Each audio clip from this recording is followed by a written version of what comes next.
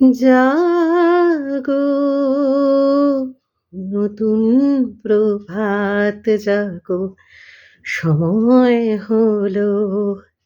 জাগো নবদিনমণি, অন্ধ তিমির দ্বার খোলো হে খোলো। নতুন প্রভাত জাগো, সময় হলো। নতুন দিন, নতুন সকাল। শুভ সকাল সবাইকে। Good morning. আশা করি সকলের সকালটা খুব সুন্দরভাবে শুরু হয়েছে। আজ বছরের শেষ দিন। ২০২৫ সাল আজকেই শেষ হয়ে যাবে।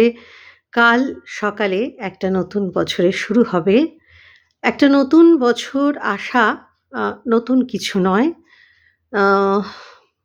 কিন্তু একটা নতুন বছরের সাথে আসে প্রত্যেকটা মানুষের মনে একটা নতুন স্বপ্ন। প্রত্যেকটা মানুষ একটা নতুন উৎসাহ নিয়ে একটা নতুন বছর শুরু করে। কিছু নতুন স্বপ্ন, কিছু নতুন আশা, কিছু নতুন কি বলবো উৎসাহ, কিছু নতুন আনন্দ, কিছু নতুন দুঃখ, কিছু নতুন না পাওয়া, সবই যোগ হয়ে থাকে তার মধ্যে। তো সেই দিক থেকে একটা নতুন বছর আলাদা। না হলে সেই একই রকম, আলাদা কিছু নয়। কিন্তু মানুষের ভাবনায়, মানুষের চিন্তায় একটা নতুন বছর নতুন হয়ে আসে। কাল সেরমই একটা দিন। আজকের সূর্য ডোবার সাথে সাথে ২০২৫-এর শেষ সূর্য ডুবে যাবে। কাল থেকে শুরু হবে ২০২৬-এর একটা নতুন বছরের সাথে নতুন সূর্য। আ অর্থাৎ হয়তো সেই একই জিনিস, হয়তো না একই জিনিস, কিন্তু আমাদের দেখার দৃষ্টিটা আলাদা হয়ে যায়। জীবনটাও ঠিক এরকমই। আ সবই হয়তো একভাবেই চলে, কিন্তু সময় এবং পরিস্থিতি অনুযায়ী মানুষের দেখার দৃষ্টিটা আলাদা হয়ে যায়। তাই তো? তো এটাই জীবনের একটা বাস্তব সত্যি। যে মানুষটাকে একসময় হয়তো ভীষণ ভালো মনে হতো, সেই মানুষটাকেই সময় এবং পরিস্থিতির জন্য খারাপ মনে হতে থাকে।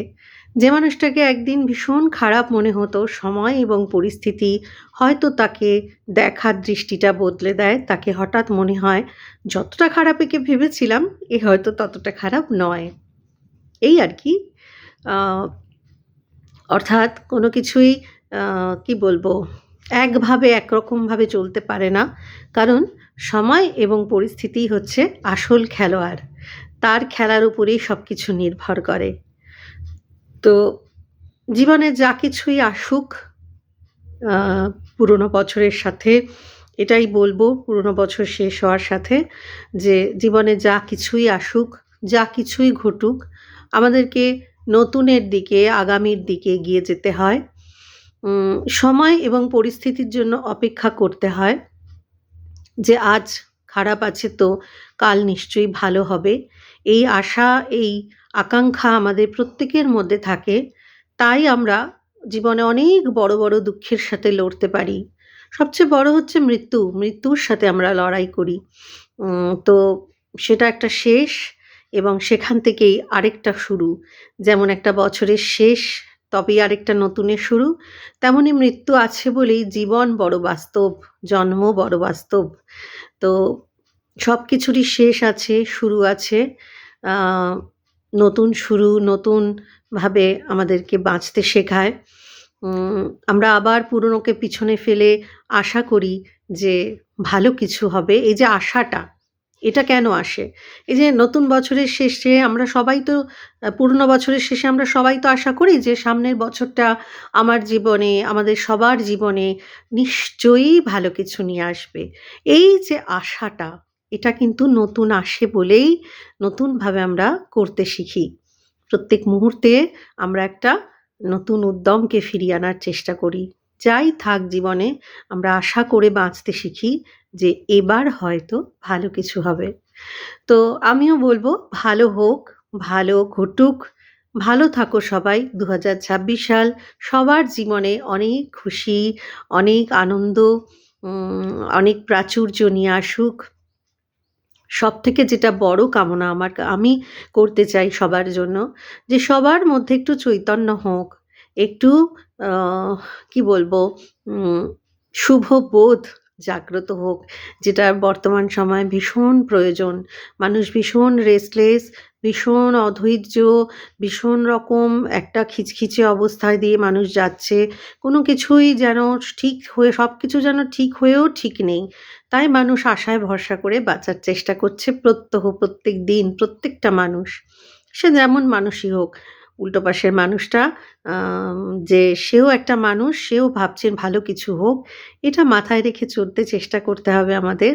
আসুন নতুন বছরে আমরা সবাই আ একটা নতুন প্রার্থনা নিয়ে বাঁচি, যে আমার ভেতর শুভ চেতনা জাগ্রত হোক, আমার দেখার দৃষ্টিটা শুভ হোক, আমার ভাবনার দৃষ্টিটা শুভ হোক। আমি যেন সবটা ভালোভাবে ভাবতে পারি, সবটুকু ভালোটুকু দেখতে পারি। আজ এ অবধি সকালের বার্তা। আ সবাইকে আ অগ্রিম নতুন বছরের একটু শুভেচ্ছা জানালাম। আবার আশা করি কাল সকালে উম আবার একটা আশা করছি যে কাল সকালে নতুন বছরে নতুনভাবে আপনাদের কাছে নতুন কিছু বার্তা নিয়ে আসবো। ওম শান্তি, জয় শ্রীকৃষ্ণ, রাধে, রাধে। সবাই ভালো থেকো, সুস্থ থেকো, অপরকে ভালো রেখো, সুস্থ রেখো।